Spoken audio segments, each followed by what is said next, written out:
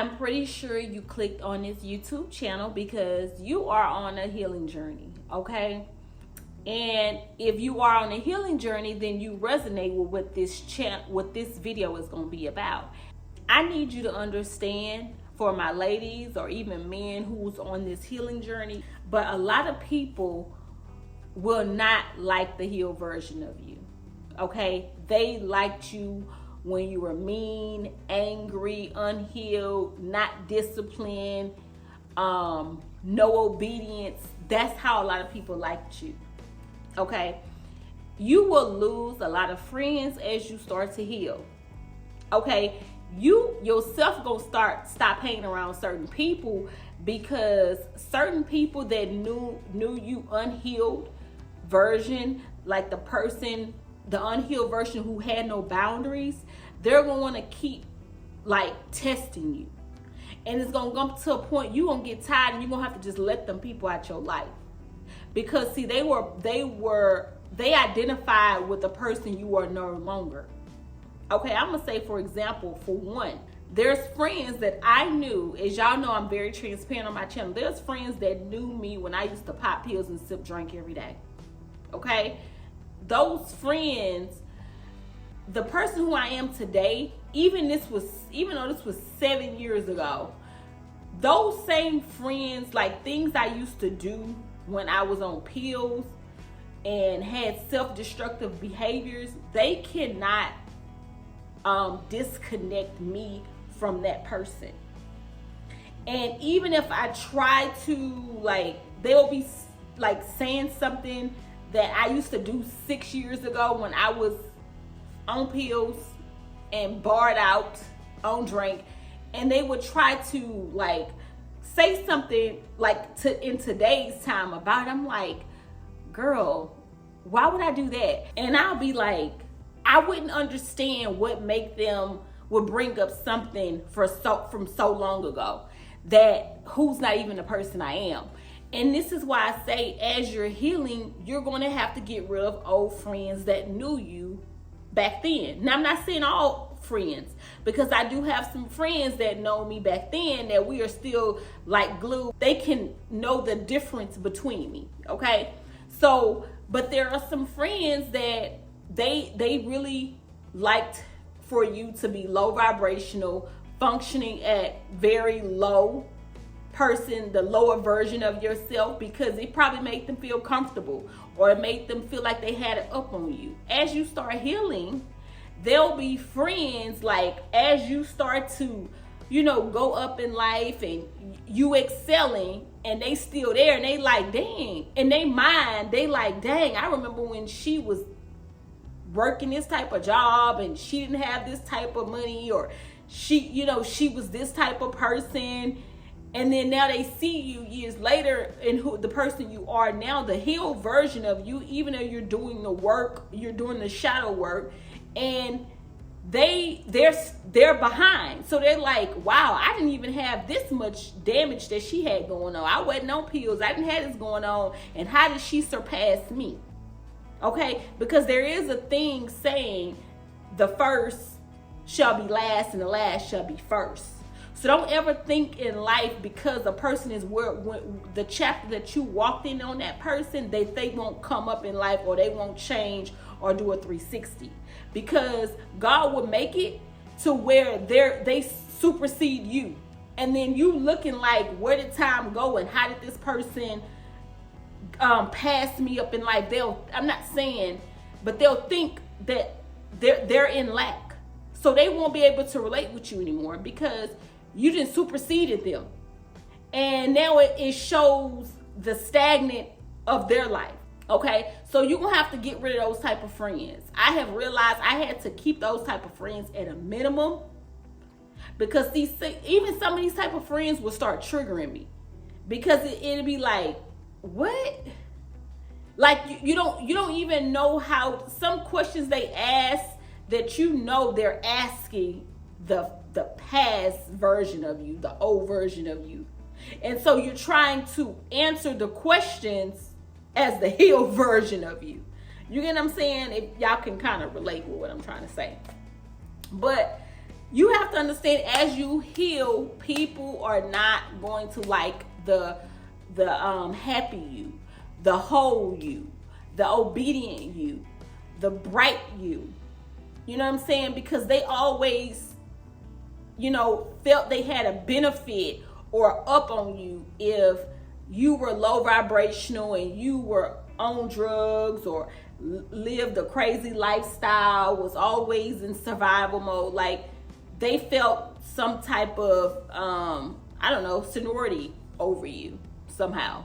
Okay, so you will have to put that in check and put your friends, you will have to let go some friends, and you will have to put some friends on the back burner and just talk to them on a very surface level talks, very surface level. Okay, just want y'all to know that. So we're gonna go into number 2. One thing I've learned about healing journey, and as you're healing, is your taste in men will change. That's a whole nother conversation. Let me clutch my pearls. But no, seriously, your taste in men will change. Okay, if you've always been a promiscuous person, or if you like bad boys, or you just like fun boys or D boys or YNs, whatever they call them now, but as you heal, them type of men will never be attracted to you. Never. As you heal, you're not even going to be the same men. I don't care how appealing, how nice they look, how suave they look, will not, you won't give them a chance. One sign of disrespect or that they're not interested, you just I ain't doing it. I've noticed that my taste in men, I don't like men that don't take accountability. I was always a woman, not always, but there was a time, even with my child's father, I was but I think because I was at a healing point in my life, and I was coming the woman who I am today, the business woman. At this time when I met my child's father, I was working a dead end job, me and him both. So we were just figuring out life at this time when we met. But I was always trying to heal people, trying to speak life. And it's okay to speak life into a man. You should want to speak life into a man, because that's going to help him be the best version of himself. But how long you going to do that? How long you going to keep men around that you got to keep on pouring into, keep on supporting financially, keep on have to tell them how to lead, how to step up and take responsibility and stop making excuses for everything? Because after a while, that shit going to get old. Dealing with men who don't lead. As you heal, you're going to want a man who leads, a man who's financial responsibility, a man who takes charge, a man who's also able to speak into you, not you always pouring into this person. So it's two coins to it. But I noticed, I'm single now and I'm not even dating now, but even now, I can get a guy's number and I know this is crazy, but the first sign that I see that you're gaslighting me or you're moving funny or I'm blocking. I don't even give men a chance anymore to show me who they are. I give you one chance, because as you healing, you're gonna have to, as you're healing, people who's been through a lot, we have a lot of empathy. People who've been through a lot of struggle in life, a lot of pain, a lot of just hardships, and had some hard times in life, growing up or even as adults, we have a lot of empathy for people, because we knew how it feels to be that way. That's why even people and friends that they're still growing, and I can tell they're not emotionally equipped to handle life decisions. I have empathy for them. My friends who still on drugs, who still alcoholics, who don't have any self-discipline, I feel for them. Why? Because I was once in a place like that I had no self-discipline. I was there. I've been to the crazy home 3 times. Okay, I've been to the mental institution. I've been to rehab. I've been through rehab programs. Like, so the empathy, because I can relate. I can relate to the struggle, but I'm not going to stay in the struggle with you, because I need you to see on the other side of struggle there is healing. There is discipline that there's accountability you have to take. What I'm getting back to, just men, your taste in men will change. It will change. I don't care if I was a 500-pound woman or how I was years ago, a 120-pound woman. My non-negotiables with respect, and it's just not for discussion. It's not debatable. Okay. As I'm healed, because I want my partner to be a healed version of me. I want a disciplined, responsible man as well. And as you heal, just certain men ain't gonna be appealing to you. I never, I don't take anybody I meet at a club or a nightlife serious, because during your healing journey, them type of men, they in and out of bars and just, it's a nightlife thing. I never take anybody like that serious, okay? And that's something you will learn in discernment, in your healing journey, is discernment with men. And the first sign is a wrap. The third thing is non-negotiables, okay? As you start to heal, you are going to have a list of non-negotiables, point blank period. Because those are going to be like your standards, okay? As you're healing, you're going through your healing journey, you're going to have your non-negotiables, okay? Because those are your boundaries. That is to protect you. You have that in place to protect you. It's like a non-disclosure, NDA. It's put there to protect you. That is your non-negotiables. Like, you're going to have to do that in your healing journey. Like, I have non-negotiables. Like, for instance, if I'm dating, like, I'm not dealing with any man that's irresponsible. I'm not doing it. No. Another non-negotiable. I don't sign up for struggle love. I don't partake in struggle love. Have I partaken in struggle love? I have. That ain't who I am now. I don't participate in it. And I wouldn't advise any woman or any man to participate in struggle love. Okay? We have to be on the same accord. I was dating a guy, same thing. It was just financial irresponsible. If you gotta always bring out your pocketbook, he's very, very cheap. And I mean, it's okay to be frugal because you want responsible people, but that person is just stingy and cheap. Like, there are men that will not take care of their children, but they have money to go buy weed. They got money to go take care of their vices. If they got like a shoe habit, but they got money for a shoe habit. They got money to go to the dope house to go get gotta get a 2.4, 2.5, but can't take care of their children. Okay, that's non-negotiables for me. Okay, men who lack emotional intelligence, non-negotiable. Men who lack empathy, non-negotiable for me.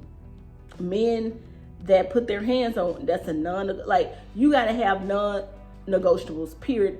Like, don't ever come to a man and just as whole as you are, or even a friendship as whole as you are, and you don't let those people come up to your standards. You don't go down to them. They have to come up. They have to meet you where you at. You don't go down and meet them where they at. And I know some people say, oh, you have to meet them. No, I meet my child where she at. If she's growing into a young lady, I understand her mind isn't fully developed yet. So I have empathy for my child as she's going and she's getting older, she's becoming a teenager.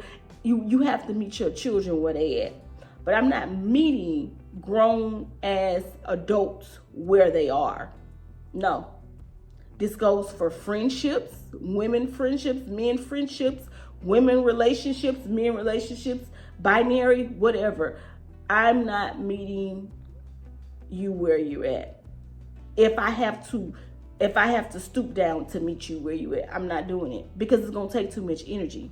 Then I have to explain to you and have to tell you and try to make you understand why you doing this like this and why you moving like this, and have to try to retrain a whole adult or a man or trying to make him have like a paradigm shift to like, why are you doing this? Why? No, this is not going to get you anywhere.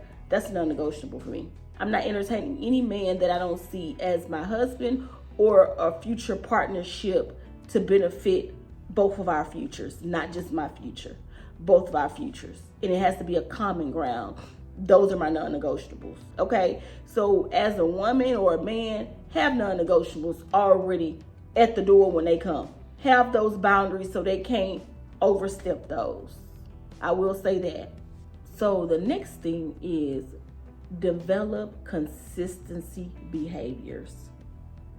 What I mean by that is have a skincare that you're consistent in, that you have discipline in.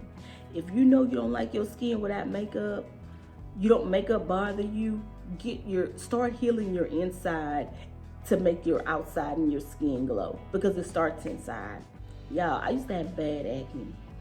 I used to have bad discoloration, like spots all over my face. I don't wear makeup. As y'all see right now, this is raw me. I don't have no makeup on, nothing. For one thing, it is 5 o'clock in the morning. I start my day early. Like, this is what I'm talking about. Have consistency or discipline as you're healing. That's gonna help you. Like right now, it's 5 o'clock in the morning. I'm doing content, I'm doing a video. When I get through doing this video, I'm putting it on my treadmill, do 45 minutes to an hour on the treadmill. Consistency, okay? I'm losing weight. I've lost 23 pounds so far. I started in October. It's slow, but it's going. But I eat better. I don't eat processed foods. I don't really eat after 8 o'clock. I drink my water. I take vitamins. I watch my skincare. I have a consistent schedule. Even if I fall off for a couple of days, I get back on. Don't be discouraged when you fall off. That's life. Nobody's that disciplined. I don't care what guru tell you, what fitness coach tell you on here. There will be days where you want to have a cheat day.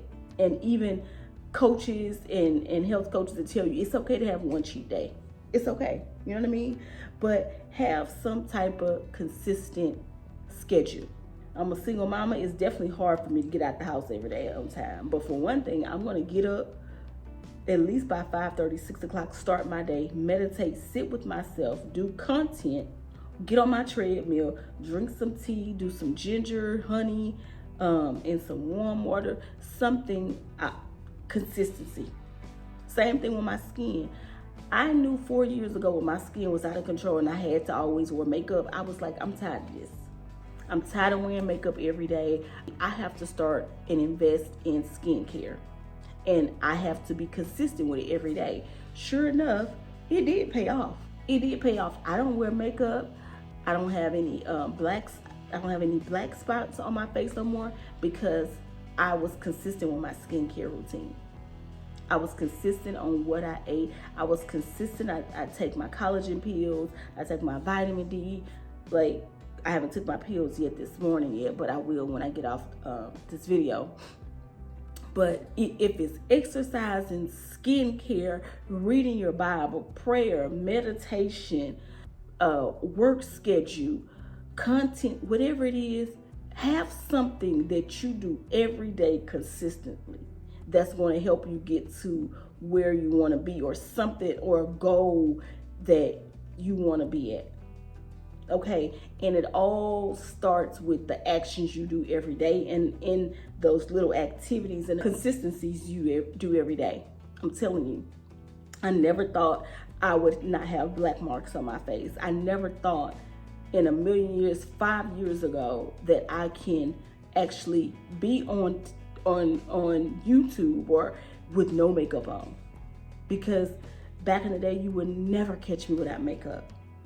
Never. My skin was too bumpy and too discolored for that. But now I don't even wear it. But it took time. It took consistency. It took me investing money on skincare, and it took a consistent schedule. So during your healing journey, you're going to have to be consistent. You're going to have some emotional intelligence and discipline. Like, that's just a must. That's a must. You have to do.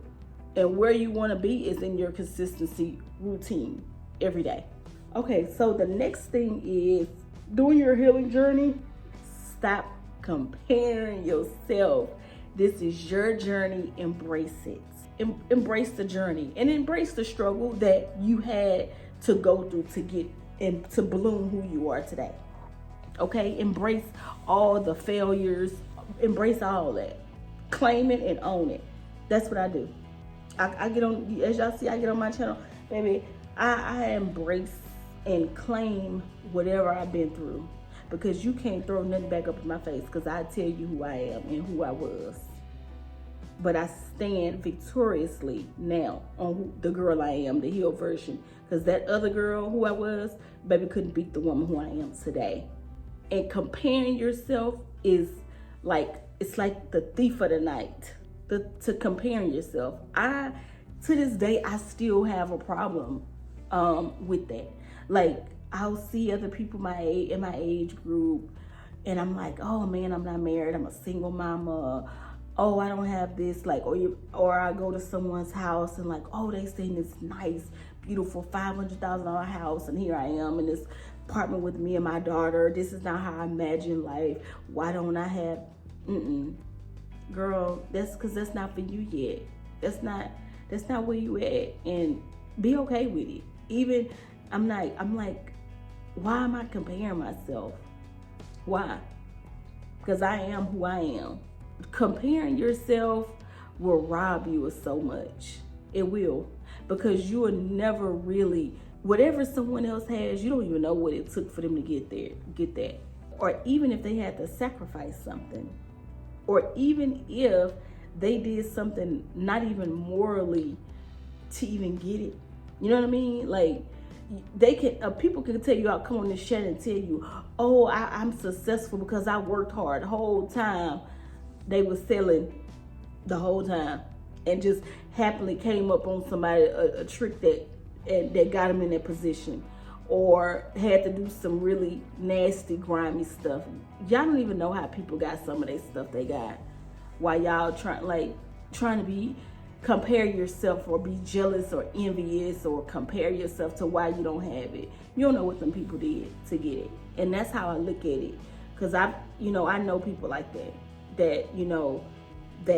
they are, the aesthetics of them are really good and looks nice and appealing, but I know how they got it. I know. And when I sit back, I'm like, do I have the balls to put myself on the line sexually or immorally to do that, to drive that car or get that house or get that bag? Can I see myself doing that with a man or a scam or whatever it is to get that car, that nice Ferrari, that nice Porsche, or that nice $5,000 bag? I can't. I know I can never put myself in those shoes to do that. I'll joke about it all day with my friends. Like, I'll be joking with my cousins, like, "Ooh, girl, I'm so broke. I'm ready to go get myself to the highest bidder man." I just be joking, but deep down, baby, I am not about that life. Because I'm too healed for that. I cannot have casual sex. I can't have just casual relationships, having different men on my line. Like, the healed version of me is like, I can't do that. Like, what are we talking about? Are you not finna whip me doing to death? We're not finna casual text me all day about nothing, because nah, I'm I can't do it, y'all. So I'm glad I hope you guys got something out of that. I'm gonna actually do a part 2 to that video, because there's so much of the stuff that I want to put on while you're healing, things that you will notice or things you need to change in your healing journey. But y'all know, like I told y'all, I need to go get on the trail, man. It's almost 6 o'clock in the morning. So I definitely need to go take my vitamins, get on the treadmill for an hour, and then wake up the baby, take her to school, because they got some like Easter egg hunt today at school. So I gotta make sure she's up by the time I get through doing what I gotta do. Okay, I love y'all. Bye.